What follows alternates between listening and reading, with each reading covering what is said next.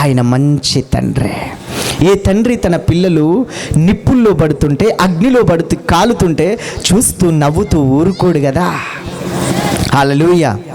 నిత్య నరక శిక్షలో నీ ఆత్మ కాలొద్దని ఆయన రాత్రి తన చేతులు జాచి పిలుస్తున్నాడు. బిడ్డా, ఈ భూమి మీద కొంతకాలమే బిడ్డా.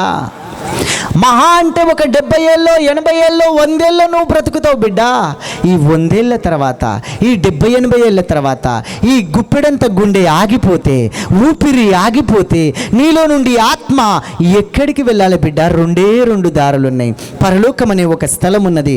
అక్కడ ఆకలి లేదు, దప్పులు లేదు, కన్నీరు లేదు, దుఃఖము లేదు, సూర్యుడు చంద్రుడు అక్కరే లేదు. దేవుడే వెలుగై ప్రకాశిస్తున్నాడు.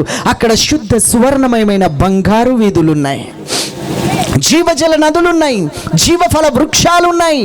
అక్కడ ఏడుపు లేదు, సంతోషము, మహా ఆనందం. ఎందుకు అనంటే దేవుడు అక్కడున్నాడు. నిన్ను పుట్టించిన తండ్రి అక్కడున్నాడు. ఆయన నిన్ను కలుసుకుంటాడు, ఎత్తుకుంటాడు, హత్తుకుంటాడు. యుగ యుగాలు, కోట్ల సంవత్సరాలు ఆ ప్రేమలో, ఆ మహిమలో నిన్ను జీవింపజేసుకుంటాడు. హల్లెలూయా, హల్లెలూయా.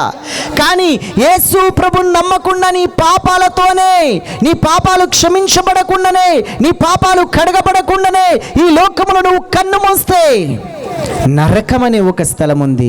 అక్కడ అగ్ని ఆరదు, పురుగు సావదు. మరి నేను దేవుడంటే చెప్పినవు కానీ ఆ దేవుణ్ణి కలుసుకోవాలంటే నేనేం చేయాలయ్యా? ఆ దేవునితో యుగ యుగాలు నా ఆత్మ జీవించాలంటే నేనేం చేయాలయ్యా? ఖర్చు లేదు, కష్టం లేదు. రక్షణ ఉచితముగా దేవుడు నీకు నాకు అందించినాడు. హల్లెలూయా. ఏం చేయాలి? యేసు దేవుడిని నీ హృదయములో నమ్మి నీ నోటితో ఒప్పుకుంటే చాలు. నమ్మి బాప్తిస్మం పొందినవాడు రక్షింపబడును, నమ్మని వానికి శిక్ష విధించబడును. బాప్తిస్మం అంటే ఏందయ్యా? యేసు నీ కొరకు 2000 సంవత్సరాల క్రితం రక్తం గార్చినాడు. నీ పాపాలు ఒప్పుకొని మారు మనస్సు పొంది పాప క్షమాపణ నిమిత్తము క్రీస్తు యేసు నామములో నువ్వు బాప్తిస్మం పొందాలి. నేను పాపిని, పుట్టుకతో పాపిని, పుట్టి పెరిగిన తర్వాత పాపాలు చేసిన, నేను తెలిసి తెలియక ఎన్నో అతిక్రమాలు, దోషాలు, పాపాలు నేను చేసిన, నా పాపాలన్నీ ఆయన దగ్గర ఒప్పుకుంటున్నా.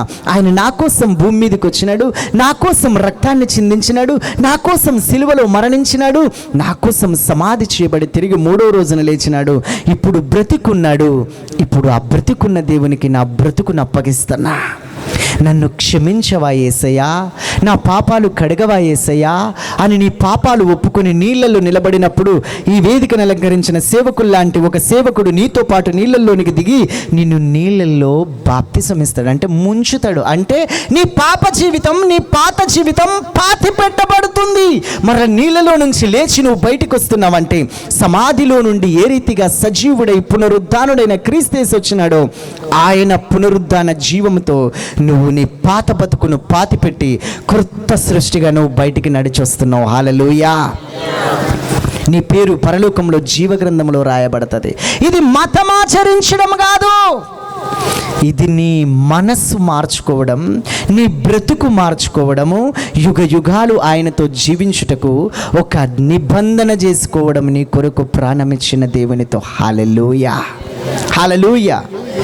నన్ను మార్చిన దేవుడే, నన్ను క్షమించిన దేవుడే, నా బ్రతుకు మార్చిన దేవుడే ఈ రాత్రి తన చేతులు జాచి నిన్ను పిలుస్తున్నాడా. హల్లెలూయా. నిన్ను ఆహ్వానిస్తున్నాడు. దేవునికి మహిమ కలుగునుగాక. హల్లెలూయా, హల్లెలూయా.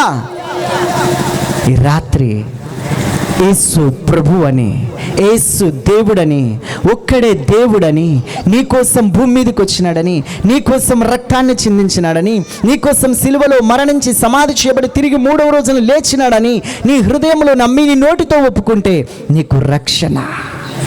మారు మనసు పొంది పాపక్షమాపణ నిమిత్తం బాప్తిస్మం పొందు. పాత జీవితం పాతి పెట్టేసే. ఎవడైనా క్రీస్తునందున్న ఎడల వాడు నూతన సృష్టి, పాతవి గతించెను, సమస్తము కొత్తవాయన. హల్లెలూయా. నా బతుకును మార్చిన దేవుడే నీ బతుకును మార్చుటకు నిన్ను ప్రేమించి ఈరోజు ఈ మైక్ శబ్దం ద్వారా నీతో మాట్లాడుతున్నాడు. నీకు ఇష్టమైతే నీ జీవితాన్ని రాత్రి ఆయన చేతికి అప్పగిస్తావా? హల్లెలూయా. నరకం తప్పించుకుంటావా? నిత్య నరక శిక్ష నుండి విడిపించబడతావా? తప్పించుటకు రక్షించుటకు సమర్థుడైన దేవుడు చేతులు జాచి పిలుస్తున్నాడు. నా బిడ్డ, నువ్వు నరకం పోవడం నాకు ఇష్టం లేదు. నీకు ఇష్టమా నరకంలో కాలడం? లేదు కదా. ఇప్పుడు ఒక్కసారి నీ కొరకు ప్రాణం ఇచ్చిన దేవుణ్ణి నోరారా పిలుస్తావా? అందరం లేచి నిలబడదామా?